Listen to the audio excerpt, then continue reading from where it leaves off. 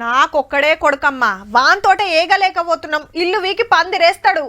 మా పిల్లలిద్దరు కోతులే, ఉన్న కాడ అస్సలు ఉండరు. ఒక్కనన్న తీసుకుపోయి హాస్టల్లో వడేయాలిగా. హలో, షిన్నోడు వండుకున్నాడా? ఆడు నిద్రపోయినాక ఫోన్ చేయి, అప్పుడు వస్తే ఇంటికి.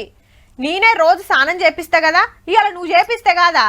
గిట్లుంటాయి పోరలను సాధకం తిప్పలు. మరి గీసారేంది ఇంకా ఇంకా అనబట్టే? మీరు మంచిగా నజర్ వేసిండ్రో లేదో, ఆంధ్ర సీఎం చంద్రబాబు సార్ ఏ మీటింగ్ పెట్టినా పక్కా మాట్లాడేది జనాభా గురించే. ఒకరుంటే ముద్దు, ఇద్దరుంటే పర్వాలేదు, మూడు వద్దని చెప్పేవాడిని.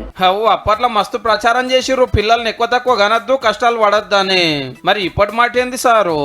ఇప్పుడు అంటున్నా నేను, 3 కంటే పైనుంటే వాళ్ళే నిజమైన దేశభక్తులు, ఈ సమాజాన్ని కాపాడే వ్యక్తులు కూడా అని చెప్పి ఇప్పుడు చెప్తున్నా. అలాంటి వాళ్ళకి గౌరవిద్దాం. హగనట ఎంత ఎక్కువ మందిని కంటే అంత ఎక్కువ దేశభక్తి ఉన్నట్ట. కానీ సీఎం చంద్రన్న ఒక్కడేనాయే, చంద్రన్న కొడుకు ఒక్కడేనాయే. దక్షిణ భారతంలో జనాభా తగ్గిపోతుంది, గిట్లయితే పార్లమెంట్ లో మన సీట్లు తక్కువైతాయి, జాబులకు మనుషులు దొరకరు, అంత ముసలోలే ఉంటారు అనేది బాబు గారి మాట. మీ ఆపోచనం మంచిగానే ఉన్నది, కానీ మీరు పిల్లల్ని కనమంటే కనాలే, వద్దంటే ఊక్కోవాలనా? మీ పదవులు మీ సీట్ల కోసం జనాభా పెంచాలనా? గుంట భూమి జాగలేని వాళ్ళు 4-5 కంటే రేపటి నాడు పూర్వల పరిస్థితి ఏంది? వాళ్ళని జాదుడు, చదివించుడు, లగ్గాలు చేసుడు ఊకనే అవుతుందా?